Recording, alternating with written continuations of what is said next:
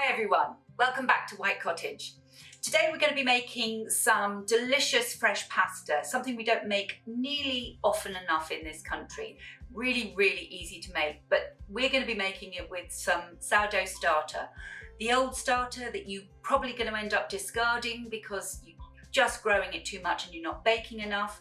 I've got some here that's probably over a week old now. Not too sour, just perfect for making this dish. So let's make pasta.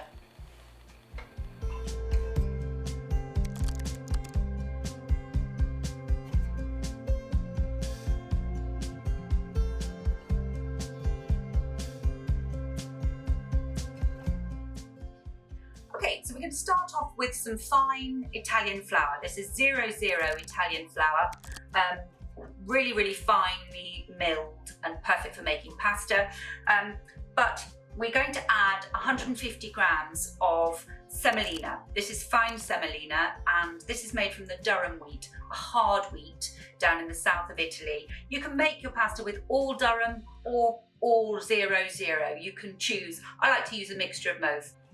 So there's our semolina and our flour. I'm going to weigh just 100 grams of this old starter. Not particularly lively, not fresh. As I say, over a week old probably now. Now we're going to add our liquid content. We've already got 50 grams of water from our starter. I'm going to add 2 medium eggs. Each of those is roughly 50 grams. So overall we're going to have 150 grams of liquid in there. Perfect consistency for our pasta. Now we literally just have to mix the two together. You can use a dough scraper, you can use a fork. I'm just going to go straight in with my fingers.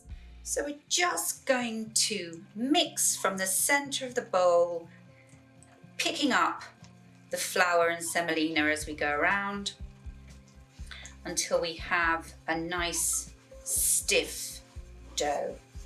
And at this stage, I'm just going to add a tiny bit of olive oil, just a dash, not very much at all. Just incorporate that in the dough, helps us to get a really flexible and pliant final dough. Once that's all in, we can turn it out onto our worktop. Not at this moment particularly pliant or flexible, just breakable, so we're going to knead it just for a few minutes until we've got a wonderful, elastic, beautiful piece of pasta dough.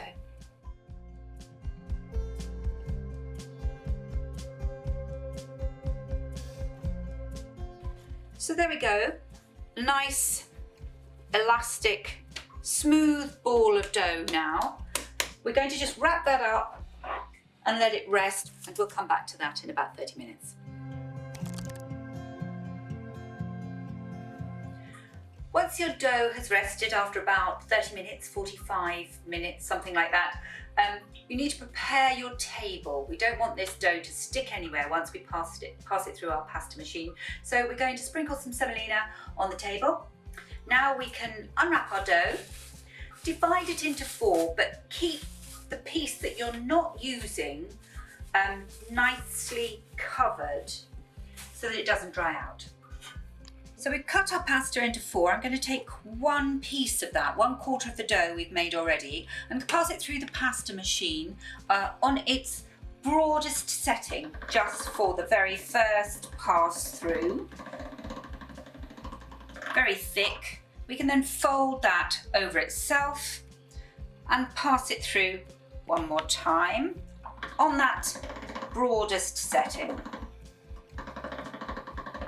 There we go, perfect. And once more.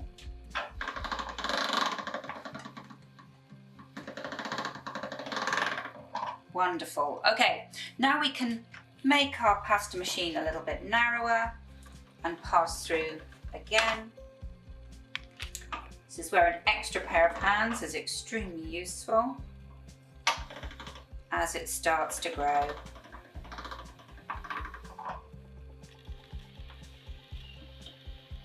So we're passing this through until we get it to the thickness that we are happy with. For us, for what we're doing today, I'm going to pass it through my number 6 on my particular machine. There we go, beautiful sheet of lovely, fine, delicious pasta. Okay, so we've rolled out our pasta to the thickness that we want it. We're going to be making ravioli with this today, but you can use your pasta to do anything you like. So you can turn it into spaghetti, into linguine, whatever. But don't worry if you haven't got a pasta machine. It takes the hard work out of getting this into sheets. But if you've only got a rolling pin, absolutely fine. Use plenty of flour, plenty of semolina, and you'll be able to roll it out. It won't stick to your rolling pin. So we've got our sheets here now, and we're going to fill it with our ricotta and wild garlic mixture. So I've got it here. We've fried off about 500 grams of ricotta because it's quite wet. We've fried it for about 10 minutes, something like that, on a medium heat, just to get a lot of the moisture out of it. It eventually looks like cottage cheese rather than a creamy ricotta. And to that we've added about 100 grams of wild garlic and sorrel. You can choose whatever herbs you like. It's wild garlic season and we've got some beautiful sorrel in the garden at the moment, so we've mixed those two together in pretty much equal parts. A little bit of nutmeg in there, about a quarter of a nutmeg, freshly grated, freshly ground black pepper and some sea salt, and then finally a little bit of pecorino.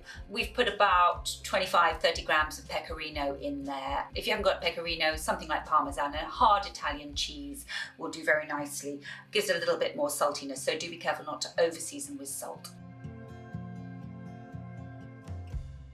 So we're going to put little balls of the mixture and we're going to line them up along our sheet of dough.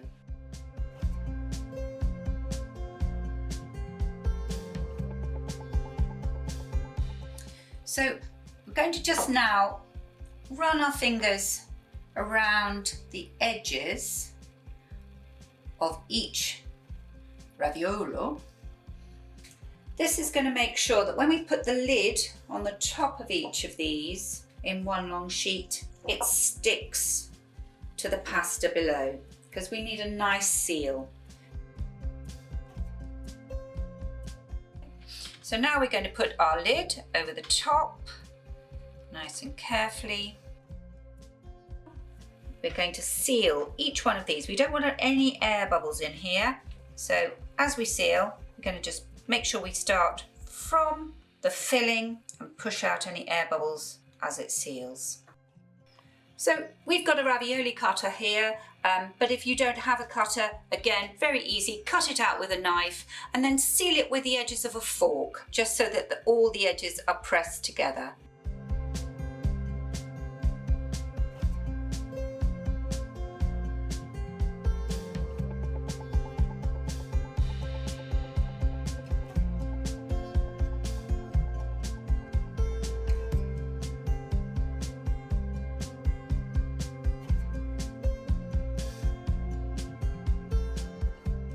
So when they're all cut out and ready, put them onto a prepared tray, plenty of semolina underneath so that they don't stick, and we can cook those straight away or leave them up for up to a couple of hours, ready to cook later in the day.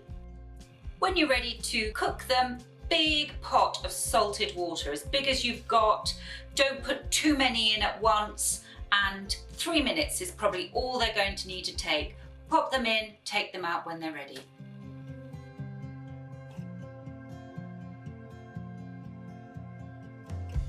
So, fabulous sourdough pasta, dead easy to make. You can make whatever you want. We've made ravioli today because we've got some wonderful wild herbs growing at the moment. The flavour of the ravioli is so delicious, really doesn't need a lavish sauce. So we're going to serve these with some simple sage butter.